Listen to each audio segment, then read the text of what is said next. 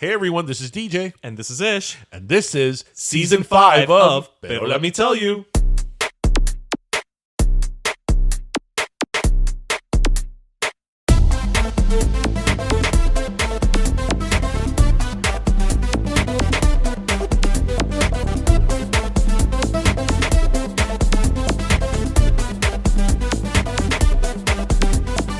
Mi gente, bueno, our guest this week, we first fell in love with him in My So-Called Life.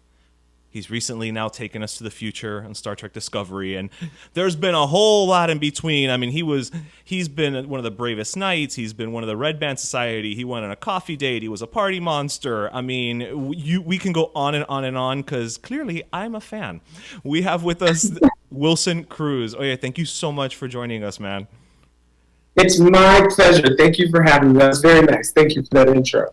Yeah. So it also gave me a second to turn off all of the devices so that we're not interrupted. See, I know how this works. I was helping you. You know, a little vamp there. Yeah. Thank you. The long resume helped fill the time. I appreciate it. I'm just kidding. No. Oh yeah. You know, as we start, I gotta say thank you. You know, we've interviewed a couple really cool people, actors, singers, etc. But I gotta say, you're one of the first who we dealt with directly, who was just like, listen, this is when I'm available. Let me know. Because everybody's like, and with reason, you're a busy guy, but people are like, oh, here's my manager, my publicist, etc. And like literally, we just got the email from you that was just like, yo, I'm open next Wednesday. Like, can we do it? Like, well, you caught me at a good time because I'm on hiatus. And Omicron is, feeding its way through the public. So I have some time on my hands. Yes. Let's be real. But, like if I was in shooting schedule, then I would be sending you to someone else. So, right. I had the time, mi gente. Okay, we're so glad you did. Now, as long as I can recall, and, again, as I said earlier before the interview started, you and I are roughly the same age. So I feel like I've kind of grown up with you being a part of my life. So I'm honored. As a gay Latino, I want to thank you for that. Oh my God, I'm so happy right now. I was able to turn off the screen where I can see myself. That was driving me crazy. You're welcome, Papito. You're welcome. And obviously, people first knew you on My So-Called Life with the role of Ricky. And, at the time, that was what, late 90s? Mid-late 90s? 1994. Wow. You were not anything that we had seen on TV before. It was a double whammy, almost a triple. For better or worse. Well, listen, it must have been for better because we're still here talking to you, okay? So clearly you made an impact. And I'm not trying to blow smoke up your ass, but it's, you made an impact. It was a gay character, it was a Latino character. Some would say, even I think if that was done nowadays, you might even be a little more like gender fluid, right? Because of the way that he was. Absolutely. So, back then we didn't have a name for it, but I think it's fair to say it was a triple threat. Yes. He was a walking, talking ball of empathy, right? Like he was, he covered so many bases for so many people. He was Latino and he was Black. He was a little chubby, he didn't quite fit into like, the ideal body image either. He was, he hadn't quite figured out his sexuality. I think people saw whoever you were, you could see a part of yourself in Ricky Vasquez. There was some part of everybody everyone at some point has felt like they didn't belong at some point in their life. Yeah. And Ricky really is the patron saint of that, Well, we need more patron saint Rickies is really the takeaway there. But a question that actually, because my co-host and I do talk before these interviews, even when he's not available, he's like, ask him this. Well, we'll see if I'll answer it. We'll see if you answer. You're DJ. He's mad at you. That's all I'm gonna say. And he goes to Florida a lot to visit his parents, so he may hunt you down. I'm just saying. I'm just saying. I'm just putting it out there. But I wasn't good enough for you to stick around for a few minutes. This is what I love to do to Darian. I would have made a really great Puerto Rican mother. I'm just telling you. Listen, No. Oh, honey, no, it's fine. You go. It's okay. It's not like I'm gonna live forever. No, before I get to the question, now that you brought that up, though, I'm gonna do a little sidebar here for a second. It's like my parents. I mean, we're Cuban, but it's the same thing. Where like, if you are a little heavier, estás muy gordo. If you're a little thinner, estás muy flaco. But you're never like you've never walked in the door and been like, estás perfecto. Right. Like never. Like they will never say that. Well, because they always want to make sure that there's some way that they can take care of you. That's the positive way to put it. You know what I mean? Like there's some, like if you're too fat or you're too skinny, they can do something about either of those That things. is true. They can always feed you. Yes. So sorry. So that was a total sidebar. Pero No, I feel you though. Going back to Ricky, you know, we were wondering if, and you've probably answered this question ad nauseum, was that character written as, you know, a you know, gay, Afro-Latino, et cetera, or was it just, it's, you know, he's going to be a gay character and you walked in and they're like, oh, let's add this layer, or he's a Latino character and we don't know which way we're going to go, like, or was he always fleshed out on paper anyway? Yeah, I think, you know, the only way to answer that is to quote to you what Woody Holzman had in the character's description, which was Ricky Vasquez, half black, half Latino, androgynous, okay, bisexual, 15-year-old, right? That was the character description, and then at one point it said like Jodie Foster in Alice Doesn't Live Here Anymore, which I always thought was like an odd reference, but colorful nonetheless. But no, I think Winnie had an actual picture of someone in her head when she was writing it, Winnie Holzman, and she says that they had a really hard time finding this person. It's why it finally found its way to me, because they had gone through everybody else. But she claims, and she has said this publicly and in print even, that she's a very spiritual person, and she said, when I walked through the door, that I was the person she had pictured when she was writing it. And we didn't know each other. Oh. There's no reason why she would ever know who I was. But she and I have always had a very, solid soul connection, and I think that's part of it. Like, she knew me before I knew myself. Oh, that's so sweet, and so, just really genuine. She saw something in me. She saw something in me that I hoped existed, and she, without my asking, identified it and gave me the courage to believe in it. Well, yeah, you were 15. When I was 19. I was 19. But, in terms of the industry, I was baby. A baby. I had one other job. So basically, I knew where they put the camera. Stand here and go. That was everything else was like stage and all that. But so I had learned the rough outlines of how it worked, and I learned. They put me in the fire. What is that term? Feet to the fire. Ese mismo. Sure, something like that. Yes. But I think the beauty of that character and ultimately is that it was in a time and place where that wasn't happening on TV, or one could even say in entertainment, right? That many boxes, shall we say? It was bisexual. And even though he seems to tick all these boxes, he was an individual, right? He was iconoclastic. You know what I mean? He was his own person, but he exists in the world. Like, you can see that person. Yeah, no, for sure. But I think it also speaks to a little bit of you. Again, I don't know you, so take this with a grain of salt. I'm maybe speaking completely out of inside of my mouth. I'll let you know. Okay, I know you will. You seem like a very shy person. That's me. Shrinking Violet Cruz. The first thing that comes to mind, right? But I think it's interesting, in Hollywood specifically, when I think, especially the 90s, people didn't want to seem too Latino. They didn't want to seem too gay, too this, too that, right? Like it was, people almost wanted to be middle of the road, right? Because that's how you would get cast and there was more opportunities.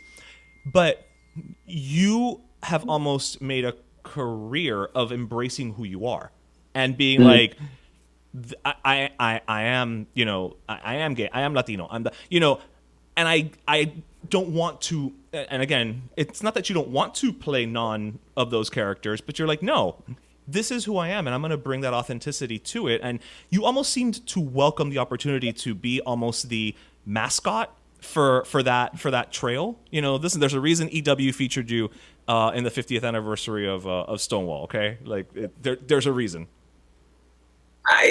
Well, first of all, thank you.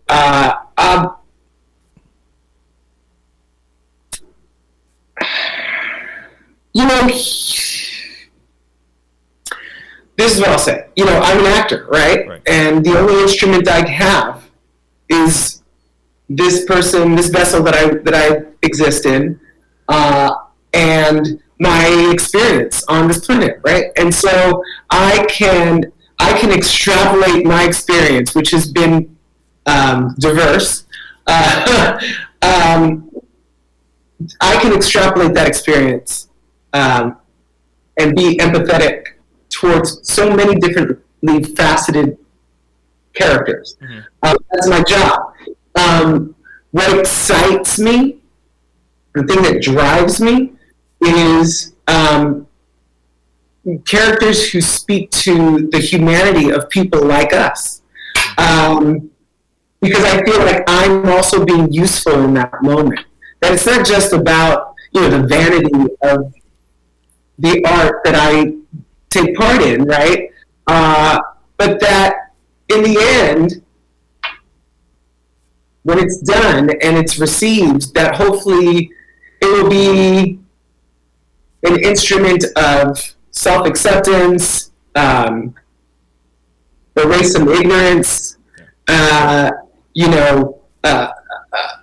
allow people to feel empathy for someone or a community they've never even considered. Those are the projects that when I get the opportunity to do them, I'm all in.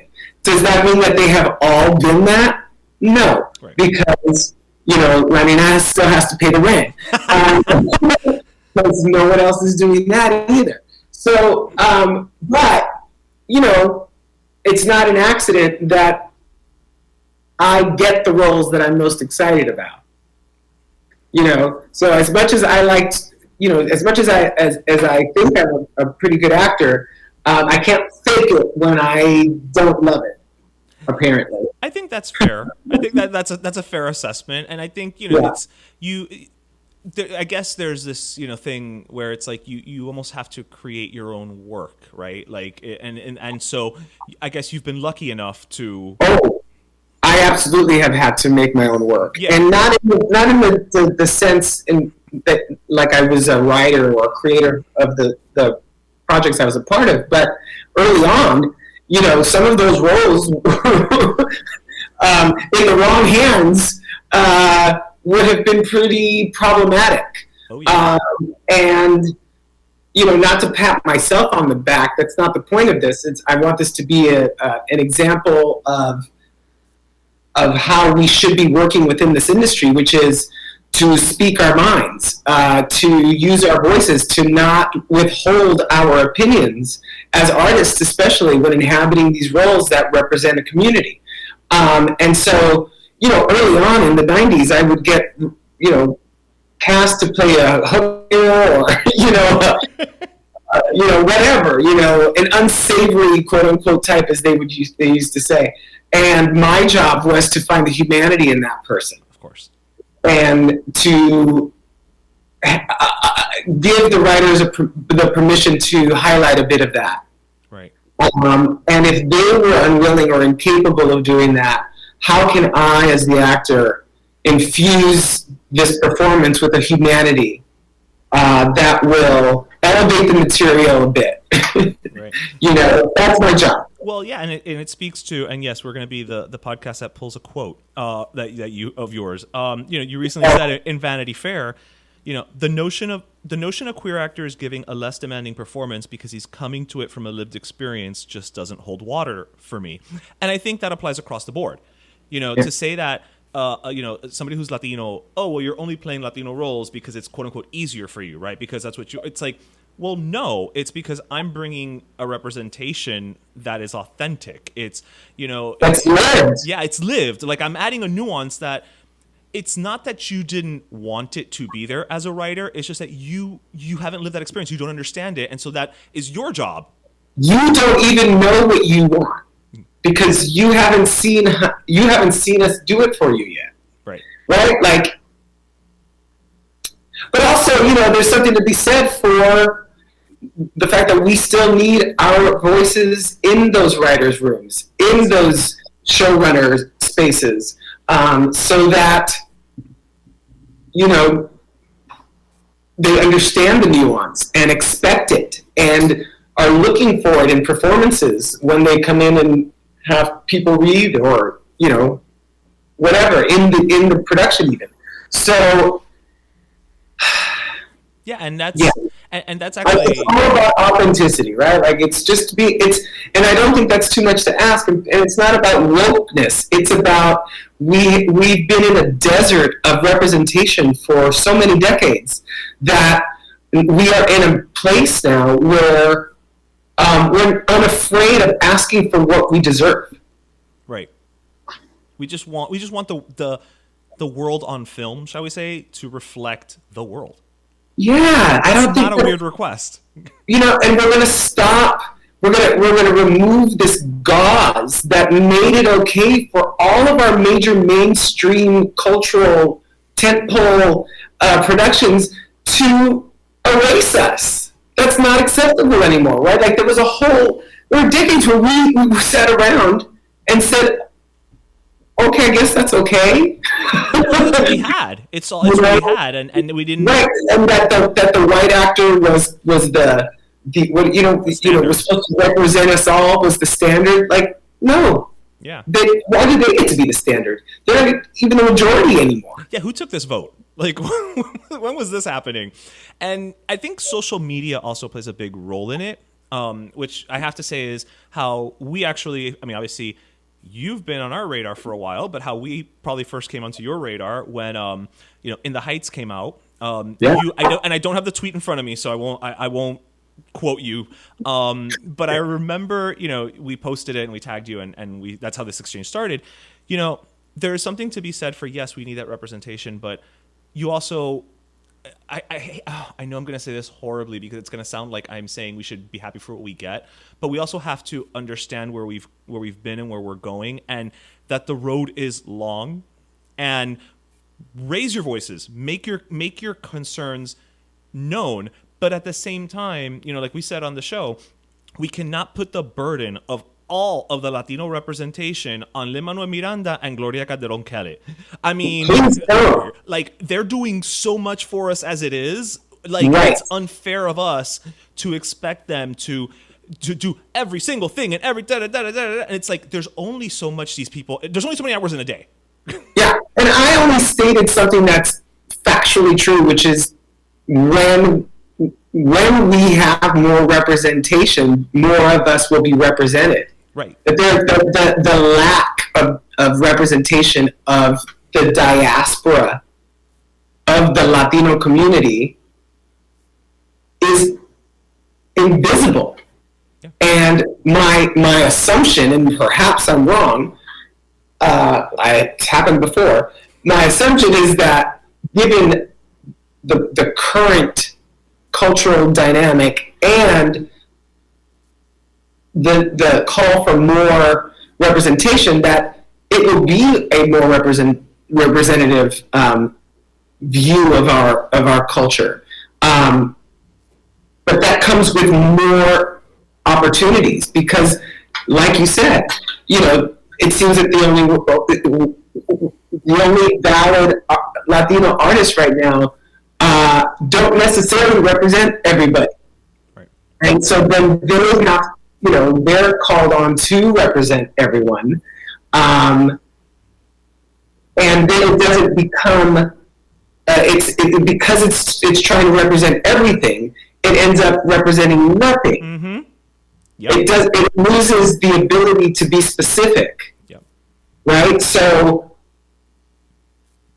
yeah. So I just feel like the more of us who get to tell our story, the more diverse the choice of those stories is. Yeah. Does that make sense? Well, it makes sense to me, but then again, you and I appear to be on the same wavelength, so don't go by us. More is my point. More is more. Yeah. Well, talking about that diversity, to shift to your current project, Star Trek Discovery, which you guys just got renewed for season 5, so congrats on that. We just did. Yes. I mean, we've released that into the public. We've known for a little while.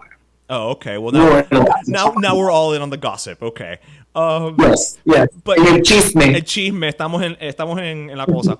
So, congrats on that. I know it's been a hell of a ride for you guys, but you want to talk about, a property that has consistently, I feel, kind of lived up to that initial Roddenberry promise of the future is going to be diverse. There is going to be representation. When the original Star Trek, I'm a Trekkie. So when the original Star Trek came out, obviously he was working within the confines of what was allowed, right? Like, what can we do? What can we get away with? And it seems like with each subsequent, iteration, it's been like, okay, where are we at now?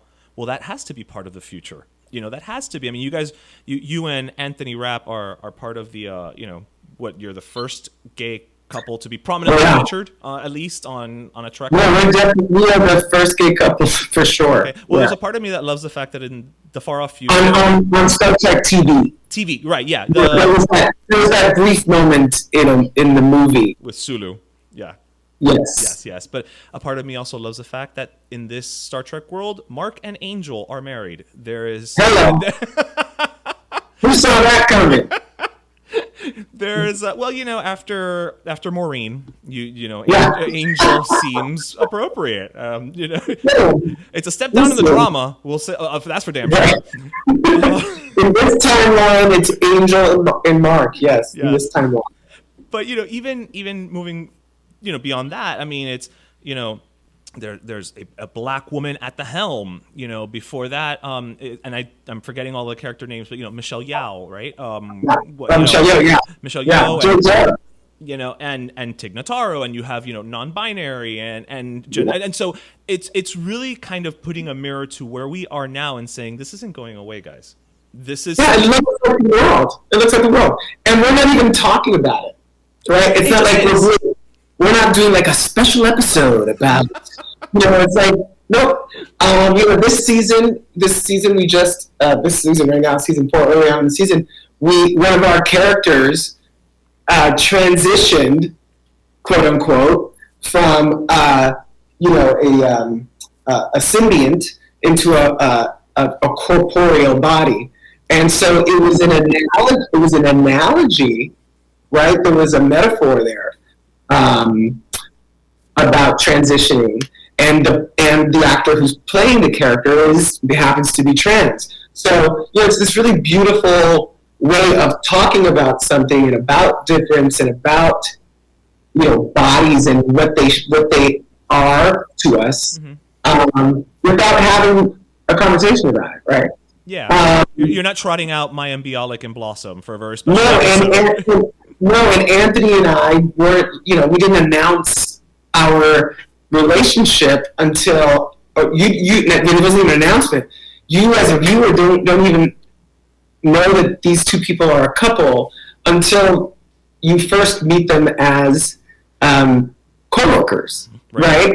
That's how little of a deal we are. They're just two people who happen to be in love and now have a family.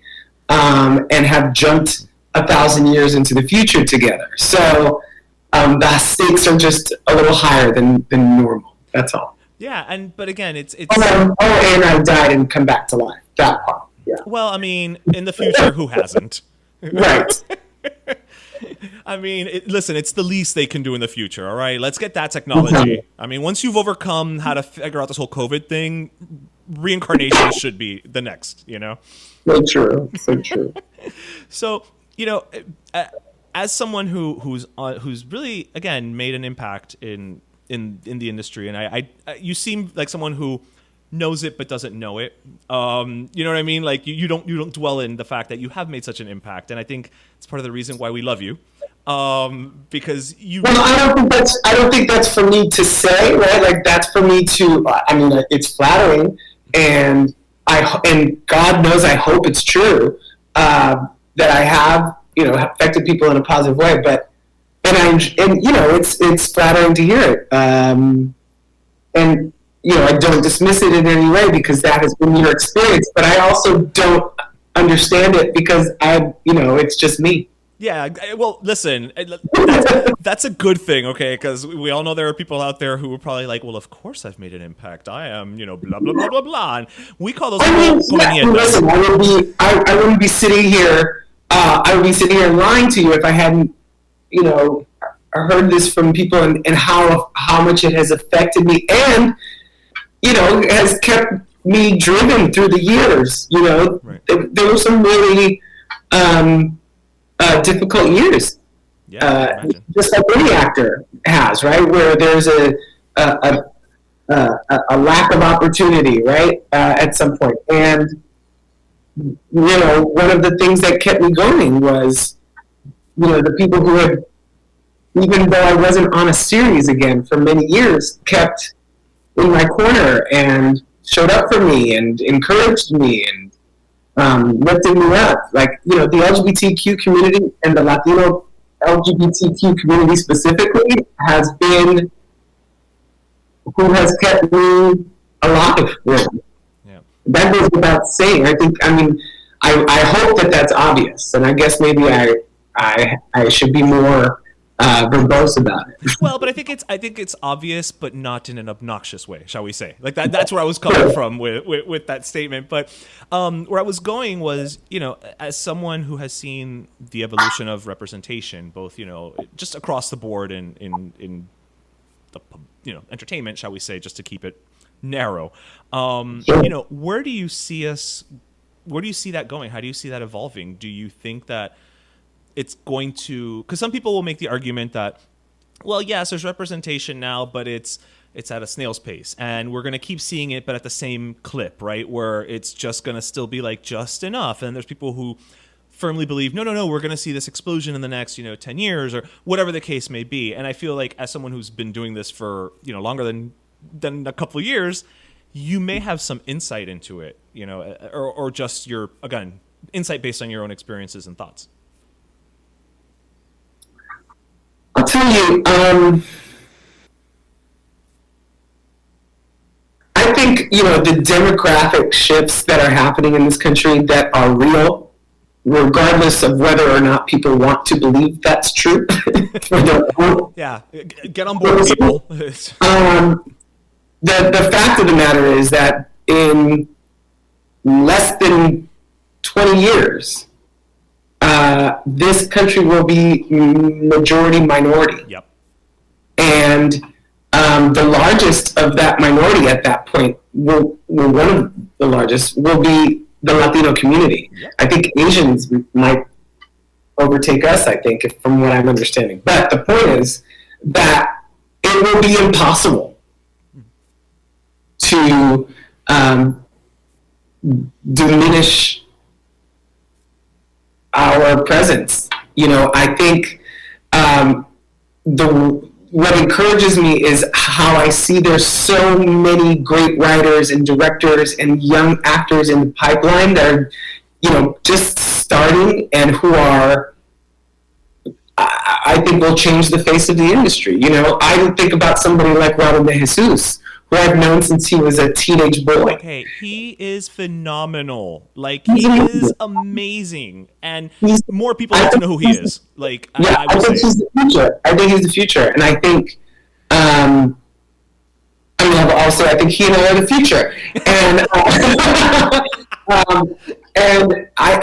I think he's going to get an Oscar nomination. And I think that's going to be an enormous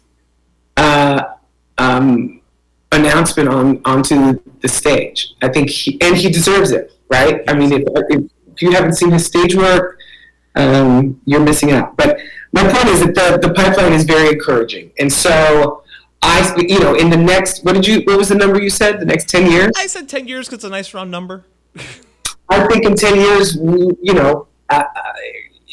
because of the way that the industry is changing too, in the sense that everything is becoming very specific in terms of streaming services and audiences and niches, and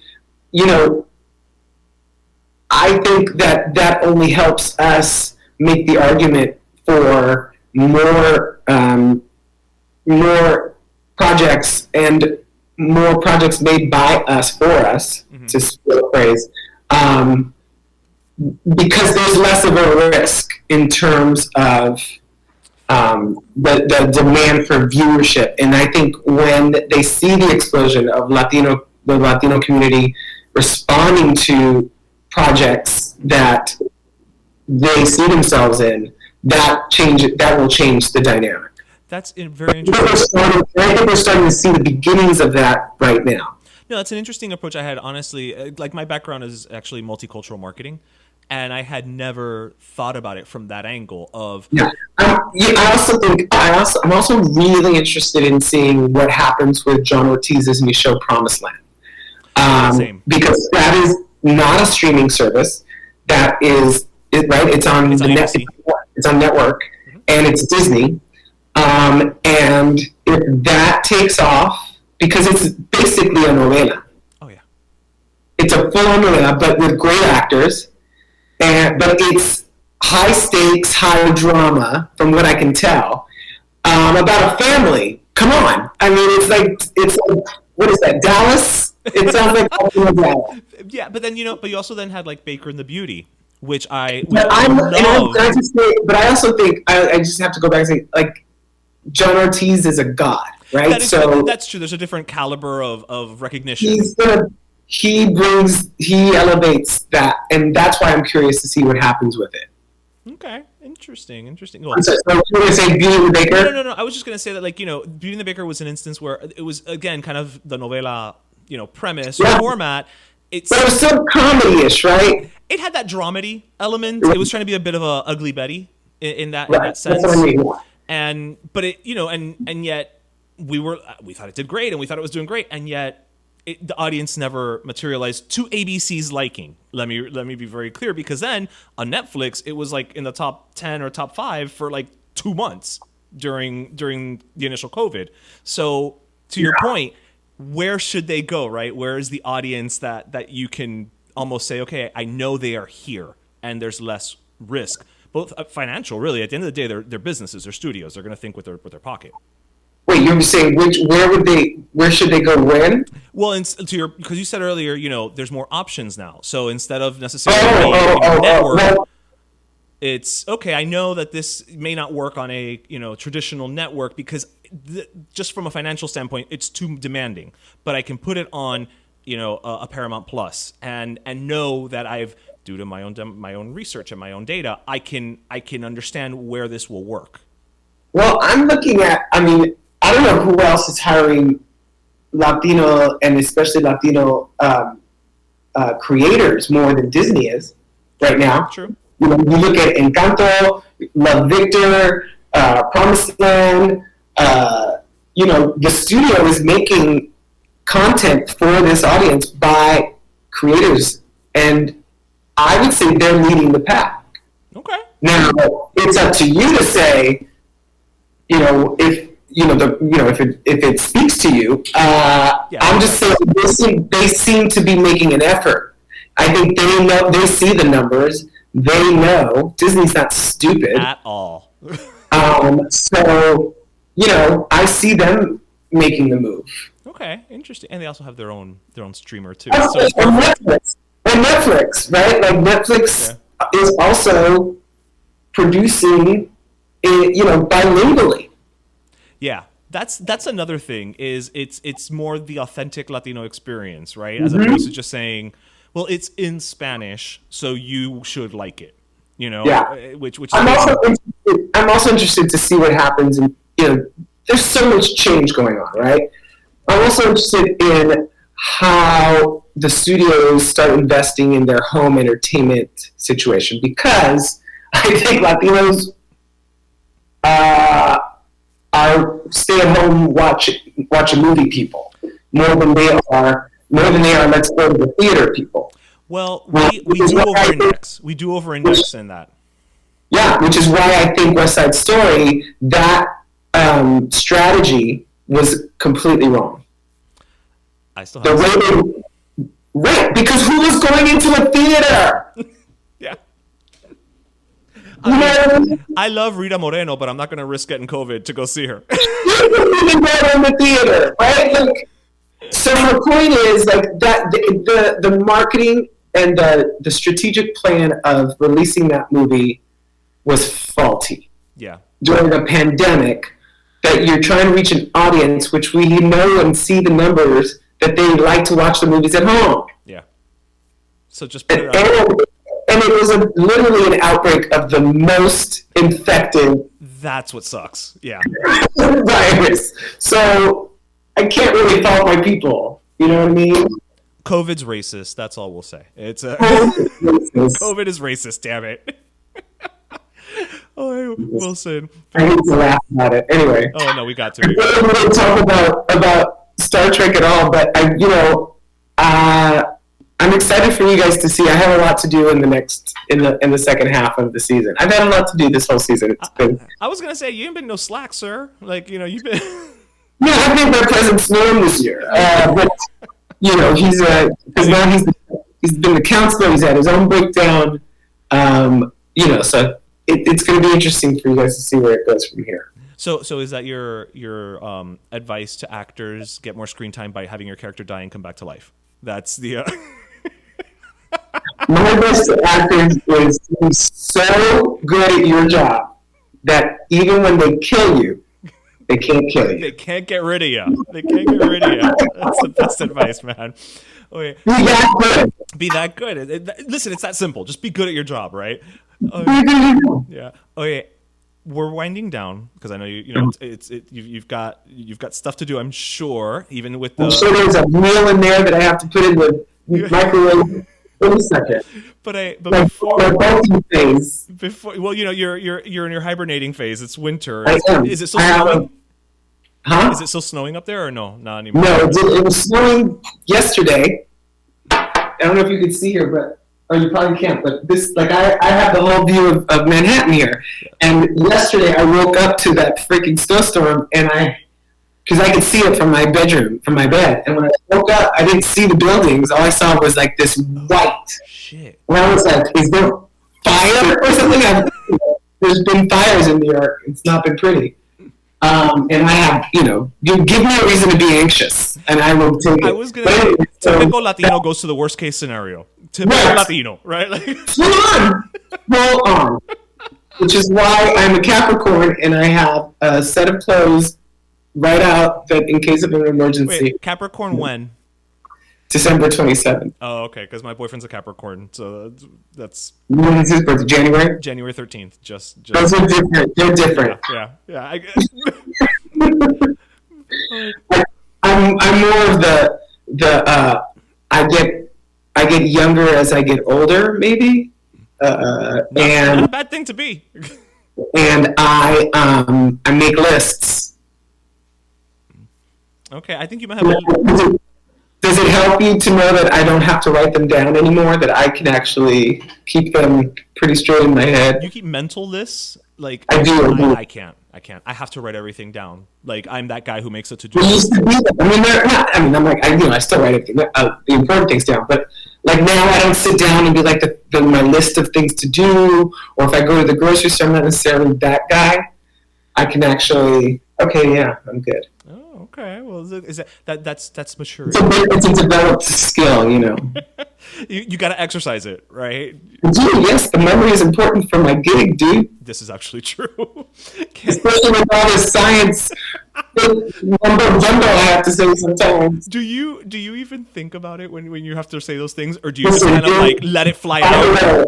By the way, my bosses know so well and good that I am terrible at the science fiction mumbo jumbo stuff because they made me the therapist, right? Because that but they loved that. They loved the empathy and they loved all that. But now I play both parts. But it does mean that I have to say less of that shit.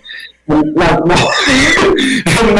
shit. That's expositional information. And it's funny because Alex Kurtzman was like, I was watching an episode one day and I was like, I have Wilson Cruz on my show and I have him saying this weird stuff when I could have him like have meaningful conversations with people. I thought, yes, let's lean in that direction, shall we? As the counselor, I want you to analyze that thought and see where it takes you. Yes. So how does that make you feel, Alex? Exactly. Oh man! But that's how you know you have a great boss. Like they see, they see the strengths and they play to them. So. Yeah, they're listening to you. Literally in this case, but yeah. I love them. They take very good care of me. They do. Obvious. No, it's obvious. And again, I see you all interacting on Instagram, and you can tell when people are interacting for publicity purposes. You know what I mean? Like because it's part of the gig, and you have to promote the new thing and whatever. But you all seem to very genuinely, get along, which for sure. You can tell. You can tell. For sure. And don't forget, we just went through a traumatic experience together. We all did as a planet, but the people that you shared that time with, are important. And we took care of each other, Yeah, you were a family, like legit, yeah. So, we had a mission, and we made it. Your mission was to make sure that we get to see Star Trek Discovery actually happen. That was your mission. Well, we were one of the first productions that started after. Really? Yes, so we were either first or second, and so as a production, we helped develop the protocols. Like I was a bit of a guinea pig, to be honest with you. Wow. Well, you guys had this was pre-vaccine, right? So you got to remember, we were going to work, hoping and praying that the testing, thing was working, and that would be that. They had us in zones, and fingers crossed. Yeah, hacer lo que pueda entre lo que se puede. It's exactamente. Yeah. All right, papi. But before I let you go, though, I do want to bring up just one thing because you are actually, I have to say, one of the guests that we've wanted to have on since we started this project 5 years ago.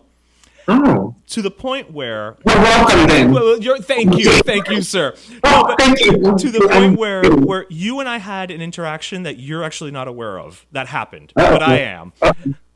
So in 2019, I was actually in New York for World Pride, and I was going, and I knew you were like one of the Grand Marshals, and et cetera, et cetera.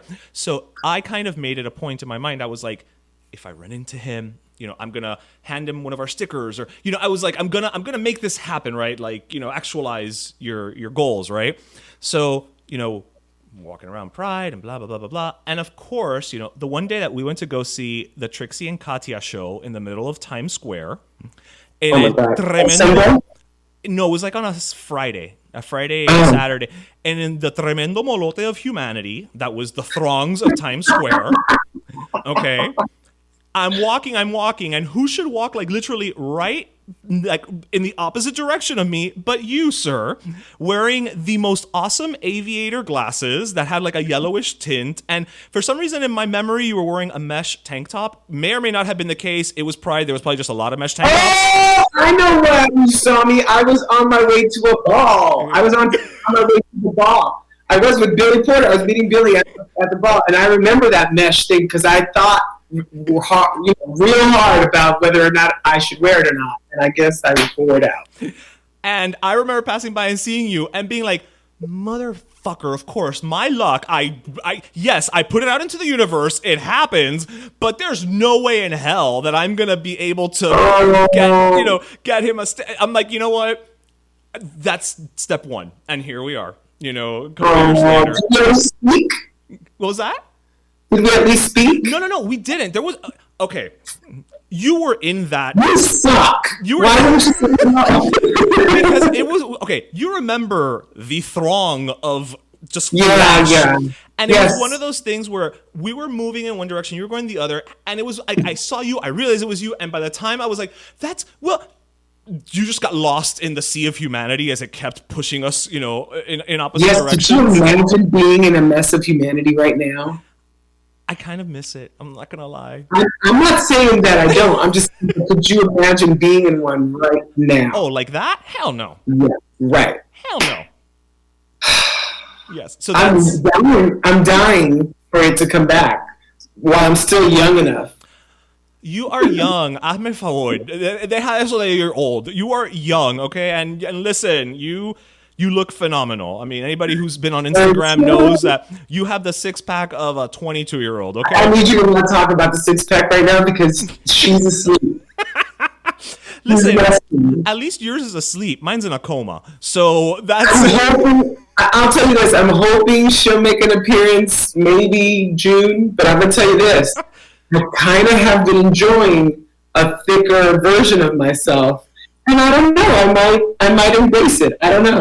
Embrace it, man. I might embrace my inner daddy. Listen, why not? It could open a whole, new version of opportunities. Where you least expect it. Okay, again, thank you so much, Wilson. This has been a blast, and honestly, I'm ending because I feel like you and I could probably stay on here for another 6 hours talking. And it's supposed to be 20 minutes. I know. I always tell everybody. No. Not even. But that's the thing, is that we're a Latino podcast, and I always tell when I'm working with, and when I get the interviews, I'm always like, we only need about 20 minutes.